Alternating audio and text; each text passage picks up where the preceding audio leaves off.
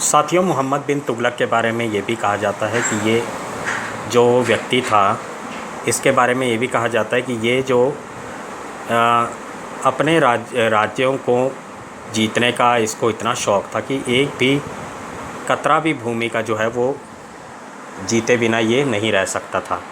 और इसके कई सारे उदाहरण भी हैं, जैसे कि राजधानी परिवर्तन किए इसने बहुत सारे। इसके अलावा ये अपने जो राजनीतिक जो इसके मामले होते थे उसमें कभी भी धार्मिक जो लोगों को नहीं महत्व देता था।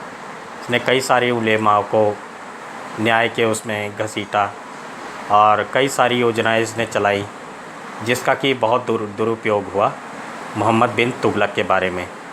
तो मोहम्मद बिन तुगलक ने 5 योजनाएं चलाई थी, तो जिनका ज़िक्र मैं आपसे करने जा रहा हूँ।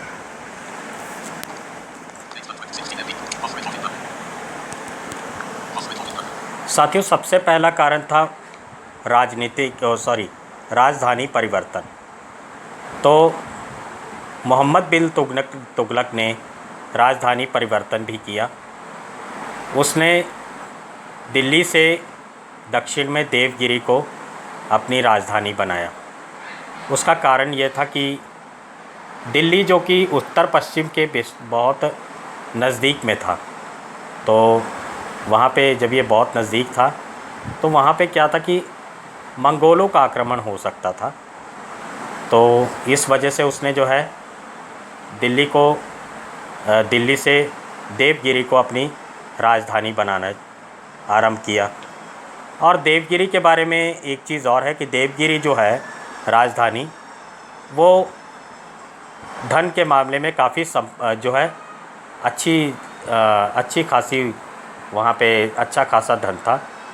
तो जो ये मोहम्मद बिन तुगलक थे, इनका मानना ये था कि वहाँ जाके देवगिरी में जाके धन का अच्छे से उपयोग किया जा सकता है। तो साथियों, उसने जो है दिल्ली में जाने के लिए जब वो दिल्ली गए तो वहाँ पे क्या हुआ कि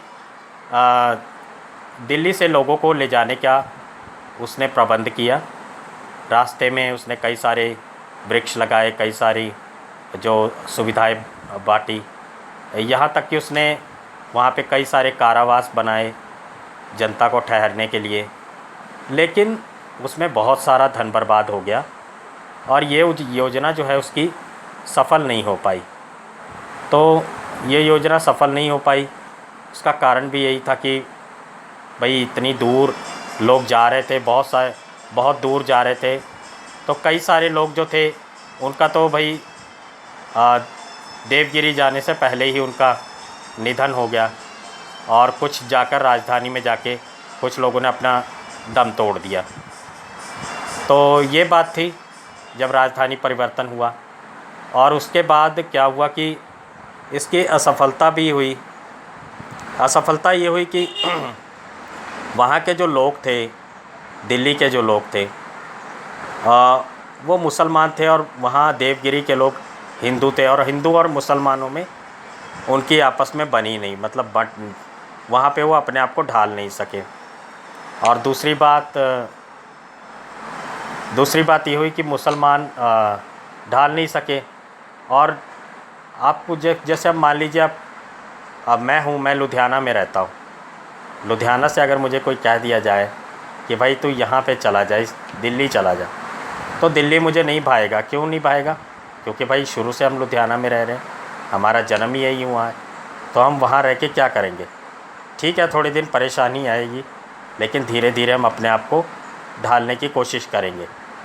तो यही कुछ हुआ था कि जो लोग दिल्ली से गए थे उनको वो जगह पसंद नहीं आई, वो वहाँ पे उस जगह पे ढल नहीं सके। तो इस वजह से उनका जो है कोई फ़ायदा नहीं हुआ उस जगह पे आने का। तो फिर सुल्तान ने सोचा भाई यहाँ पे रह के कोई फ़ायदा नहीं है, तो वापस जो है दिल्ली चला जाए। तो उसने फिर से निर्देश दिया कि भाई अब देवगिरी से वापस दिल्ली चलते हैं, दिल्ली जाते हैं। तो दिल्ली जाने के लिए दिल्ली गया, वहाँ पे उसने उसका नाम दौलताबाद रख दिया। तो दौलताबाद जब वहाँ पे रख दिया। अब अच्छा, एक और कारण मैं आपको बताना भूल गया। एक कारण ये भी था कि जो मंगोलों की शाही सेना थी वो जानती थी कि भाई राजधानी दूर है, तो वो दिल्ली पर आक्रमण करने के लिए जो है उनको काफ़ी आसानी हो गई। वो काफ़ी आक्रमण करने लगे यहाँ पर आके। तो ये कुछ चीज़ें हुई। तो फिर जब सुल्तान को ये सब पता लगा, ये सब चीज़ें महसूस होने लगी, तो फिर उसने दोबारा दिल्ली का रुख किया और दौलताबाद वापस आया अपनी जनता को लेके। और यहाँ पे भी वही हाल हुआ। काफ़ी धन की अपार जो है क्षति हुई, काफ़ी मात्रा में धन बर्बाद हो गया। इसके अलावा फिर जब धन बर्बाद हो गया तो वही फिर ये हुआ कि बहुत सारे लोग भी मरने लगे। जैसे देवगिरी जाके मरे थे, तो वैसे ही कुछ रास्ते में मर गए, कुछ यहाँ पे आके मर गए। अब देखो साथियों, उसने बहुत सारी सुविधाएं दे रखी थी। जैसे रास्ते में उनके खाने पीने का भी प्रबंध किया था, रास्ते में छायादार वृक्ष भी लगाए, कारावास भी किया, सब कुछ किया। लेकिन ये उसकी कहीं ना कहीं बेवकूफ़ी थी कि भाई इतनी दूर लोग पैदल जाएंगे तो वो क्या होगा, उनका क्या नुकसान होगा, ये उसने नहीं सोचा था। तो इसलिए लोग उसे पागल की भी उपाधि, कुछ लोगों ने उसे पागल का भी नाम दिया हुआ था। एक मूर्खता का भी नाम जो है मोहम्मद बिन तुगलक को दिया हुआ था।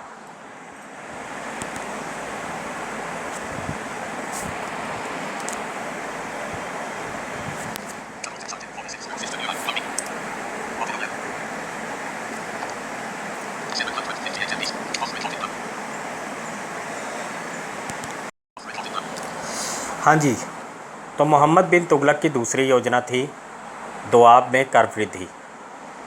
दोआब का मतलब क्या होता है साथियों? दोआब का मतलब है दो नदियों की बीच की दूरी। मतलब दो नदियों के बीच में जो नगर बसाए जाते हैं उसे दोआब का क्षेत्र कहा जाता है। जैसे हमारे पंजाब में है दोआब, सतलुज के जो बीच में जो जगह है जहाँ पे, वहाँ जलंधर, फगवाड़ा, फिल्लौर ये सब चीज़ें आती हैं। तो वो है दोआब। जो दो नदियों के बीच में जो नगर बसाए जाते हैं उनको दोआब कहा जाता है। तो दोआब में कर वृद्धि की मोहम्मद बिन तुगलक ने। तो जी मोहम्मद बिन तुगलक ने दोआब पे कर वृद्धि की। उसका कारण ये है कि भाई मोहम्मद बिन तुगलक जो बंदा था वो दानवीर था। उसने काफ़ी कवियों को, अधिकारियों को काफ़ी मात्रा में धन बांटा। भाई जब उसने धन बांटा तो राजकोष खाली हो गया, राजकोष खाली हो गया। अब इसने क्या किया जी कि अपने राजकोष को भरने के लिए जो है कर लगाने शुरू कर दिया। ठीक है, कर लगाना शुरू कर दिया इसने।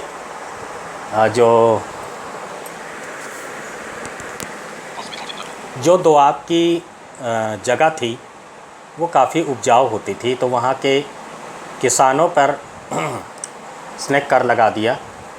और ये कर लगाया उसने 10%, 11% जो है वो कर लगा दिया। लेकिन बरनी के अनुसार ऐसा कहा गया कि 10-11% उसने कर लगा दिया। लेकिन कहा यह भी जाता है कि उसने 4 से 5% कर लगाया था।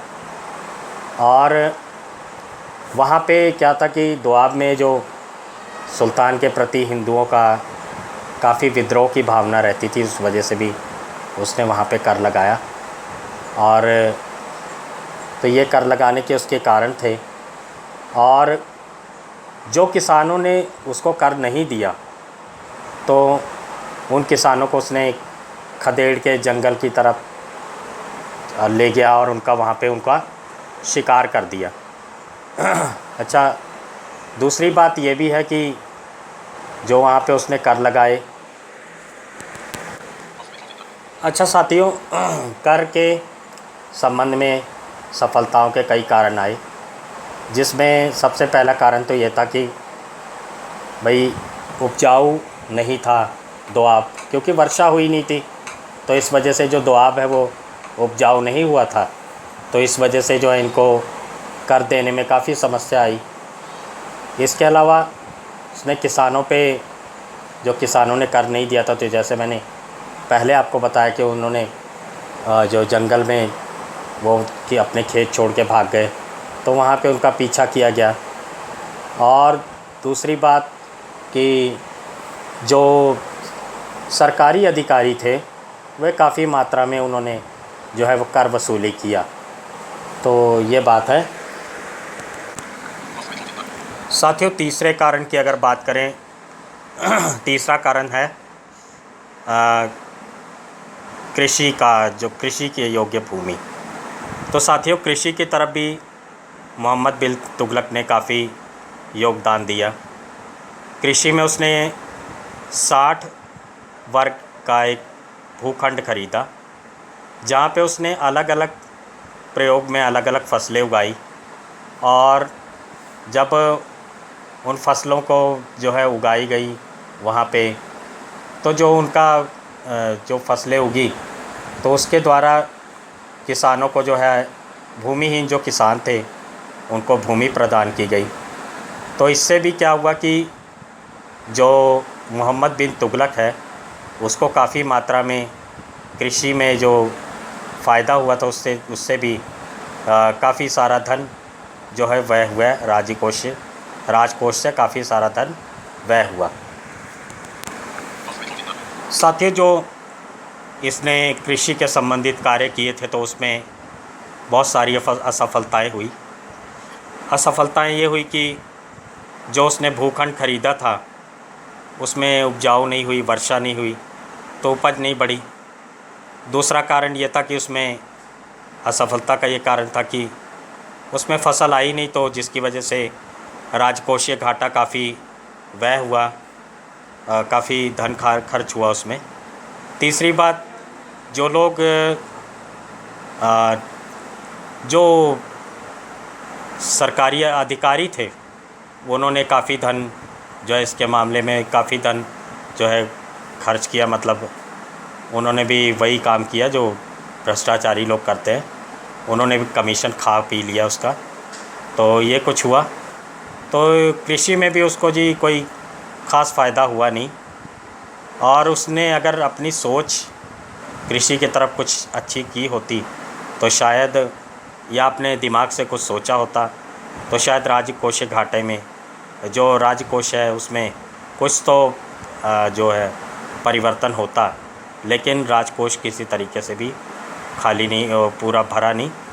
और आपको बता दूं, जो कृषि योजना उसने चलाई थी उसे दीवाने कोही का नाम दिया था, दीवाने कोही, ठीक है। तो ये उसका नाम दिया था। और तो ये भी जो है हेडिंग कंप्लीट हुई। और अगली योजना है सांकेतिक मुद्रा प्रणाली। साथियों, मुद्रा प्रणाली की अगर बात करूं तो काफ़ी मुद्रा जो है मोहम्मद बिन तुगलक के टाइम में काफ़ी मुद्राएं हुई। सोने, चांदी तथा तांबे के सिक्के बनाए गए। और उसने सोने के सिक्के, तांबे के सिक्के, पीतल के सिक्के, कई तरह के सिक्के बनाए उसने। और उसके बावजूद क्या हुआ कि जी, जब उसने ये मुद्रा कोष में सिक्के बनाए, तो क्या हुआ कि उसे ज्ञान नहीं था इस चीज़ का कि भाई जो हमारे सिक्के हैं उसका क्या प्रयोग होगा। तो कुछ लोगों ने क्या किया, जो कुछ हिंदू थे या जो कुछ लोग थे, कुछ लोगों ने क्या किया, नकली सिक्के बनाने जो है शुरू कर दिए। नकली सिक्के बनाने शुरू कर दिए पीतल के, तांबे के। जब सिक्के होने लगे तो कुछ लोगों ने जाली सिक्के अपने घरों में ही बनाना आरंभ कर दिया। और वो सिक्के दे के वो सुल्तान से सोने के सिक्के जो है वो ले लेते, जो सिक्के जमा करते जाते थे। और उन्होंने अपने घर पे सिक्के बनाने शुरू कर दिए। तो जब सुल्तान को इनका पता चला, तो सुल्तान ने क्या बोला कि भाई देखो, आप मेरे से सोने, जो आपके घर में पीतल के या तांबे के सिक्के पड़े हैं, उन सिक्कों को लेकर आओ और मेरे से आप सोने के सिक्के ले जाओ। भाई इससे क्या हुआ कि बहुत सारे लोगों ने जो है पीतल के, तांबे के जो है सिक्के जो है वो उनको दिए, और उनके बदले में सोने के सिक्के उससे वसूल कर लिए। तो इससे भी उसकी मुद्रा प्रणाली पे जो है काफ़ी असर पड़ा। तो ये चीज़ है। साथ ही यहाँ पे भी उसे जो है काफ़ी हानि ही हाथ लगी। सबसे पहला ये कारण था कि जो उसने युद्ध में और जो ये फजूल के जो खर्चे किए, राजधानी परिवर्तन, उससे उसके काफ़ी कोष खाली हो गए। फिर उसने जो सैन्य सहायता में जो कर लगाया, उसमें भी उसका काफ़ी कोष खाली हो गया। उसके अलावा दोआब में जो उसने कर लगाए, वहाँ से भी उसको कोई कर मिला नहीं। कर उसको इसलिए नहीं मिला क्योंकि भूमि जो थी वो उपजाऊ नहीं हुई। और उपजाऊ नहीं हुई, उपजाऊ क्यों नहीं हुई? क्योंकि बारिश नहीं हुई। अब बारिश नहीं हुई तो अनाज पैदा नहीं हुआ, अनाज पैदा नहीं हुआ तो उसे कर कहाँ से मिलता? दूसरी बात, किसान काफ़ी परेशान हो गए थे क्योंकि उनकी फसलें उगी नहीं, तो भाई वो आपको कहाँ से कर देंगे। तो इस तरीके से उसने जो धन का दुरुपयोग किया, उससे काफ़ी जो है धन जो है वो खर्च हुआ। तो सांकेतिक मुद्रा प्रणाली पर इसका बहुत ही गहरा प्रभाव पड़ा। इन सब को देखते हुए जो मोहम्मद बिन तुगलक है, उसने क्या किया? तांबे के सिक्कों को राजकोषीय सिक्के जो है वो घोषित कर दिए। उन्होंने कहा भाई आपके पास अगर तांबे के सिक्के हैं तो आप तांबे के सिक्के लेके आओ और सोने के सिक्के हमसे लेके जाओ। तो लोगों ने क्या किया जी, तांबे के सिक्के बनाने शुरू कर दिए। कईयों का तो भर भर के सिक्के थे, कईयों का तो पूरा घर भरा हुआ था सिक्कों से। भाई वो लोग लेके गए, तो उनके वहाँ से जब सोने के सिक्के वापस आए तो उसमें भी जो है क्या हुआ कि उसका काफ़ी जो है एक तरफ से जो फ़ायदा हुआ। और दूसरी बात ये कि कई लोगों ने जो है सिक्के, नकली सिक्के बनाने शुरू कर दिए, जिसकी वजह से उसे काफ़ी नुकसान हुआ। साथियों माफ़ी चाहूँगा, सोने के सिक्के का, चांदी के सिक्के था साथियों वो। और दूसरी एक चीज़ और मिस हो गई थी, जो ये है कि जो ये सिक्कों की योजना चली थी, ये थी 1330 से 1332 ईस्वी। तो इसका भी इसको जो है कोई ख़ास असर नहीं पड़ा इसमें भी। तो इस तरह से ये योजना भी असफल रही। साथियों 5वीं योजना है विजय योजना, और पहला हेडिंग है खुरासान की विजय। अलाउद्दीन खिलजी की तरह मोहम्मद बिन तुगलक भी खुरासान अपनी सल्तनत को जीतने का वो भी इच्छा रखता था। खैर सभी शासक रखते हैं, तो वो भी जो है जीतने की कोशिश में था। साथियों खुरासान को जीतने के लिए उसने 3,70,000 के करीब सेनाएं खुरासान को जीतने के लिए भेजी।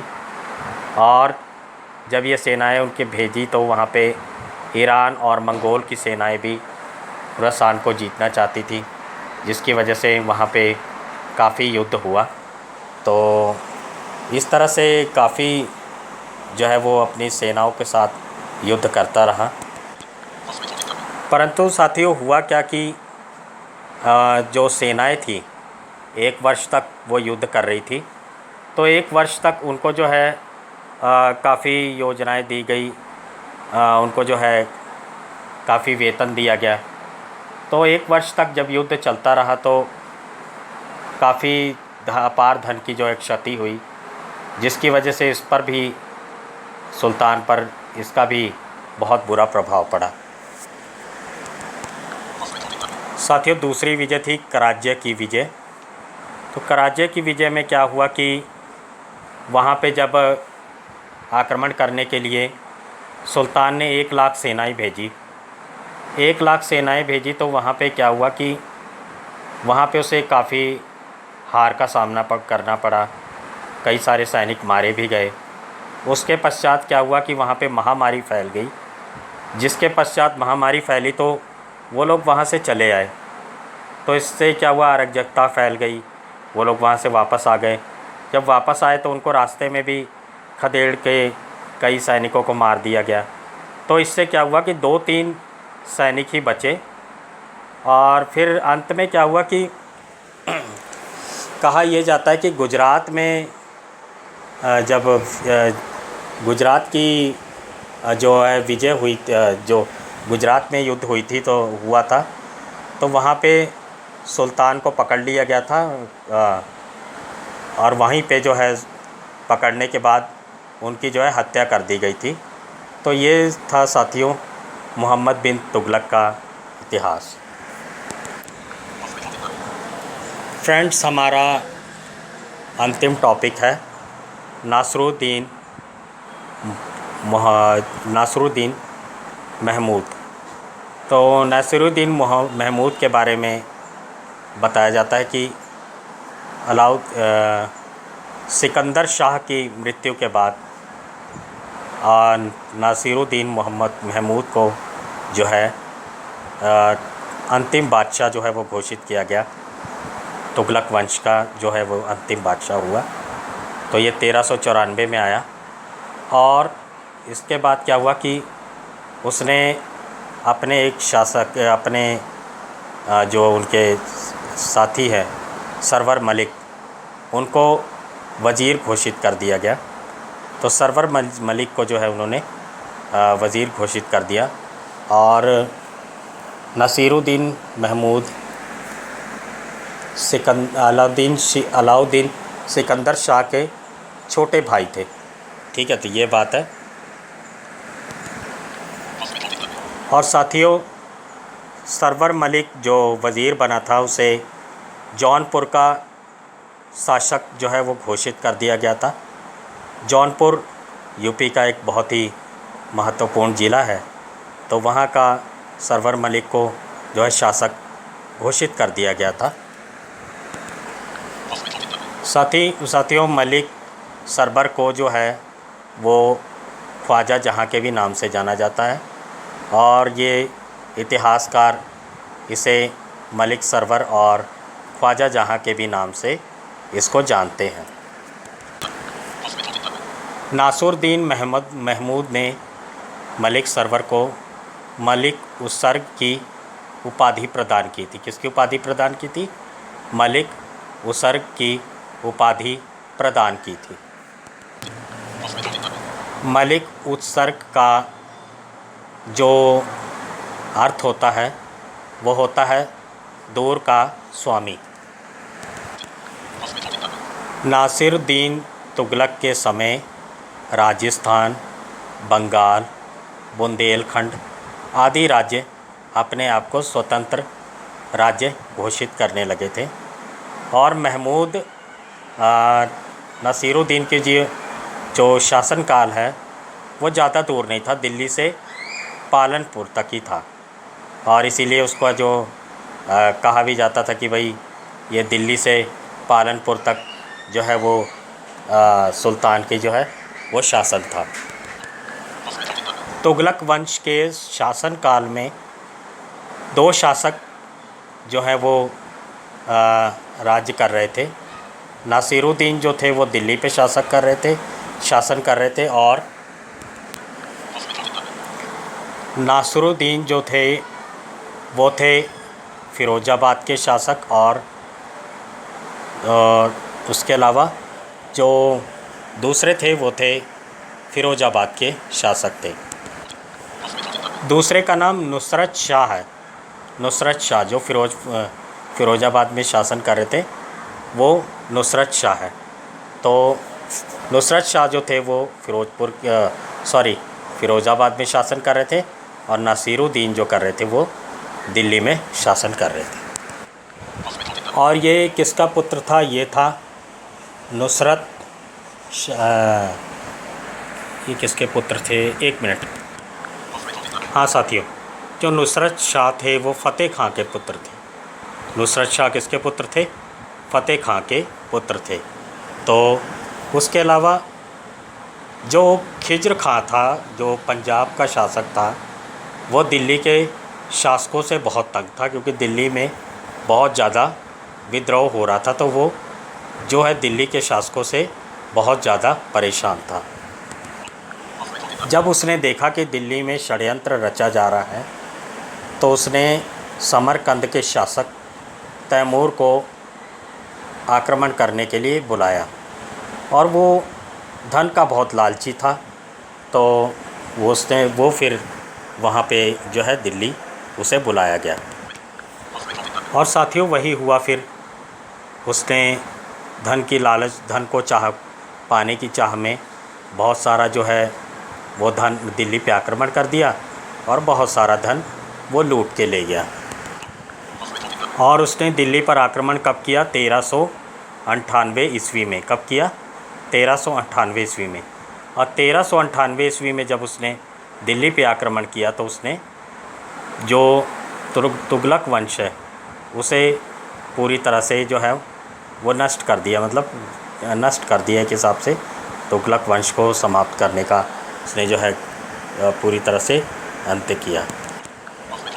और उसने लाखों की तादाद पे लोगों की हत्या कर दी। 1412 ईस्वी में उसने जो है नासिरुद्दीन महमूद की जो है हत्या कर दी थी। तो साथियों ये था आज का वीडियो और उम्मीद है कि आप सबको पसंद आया होगा। वीडियो को लाइक करें, कमेंट करें, शेयर करें। Thanks for watching and enjoy for video.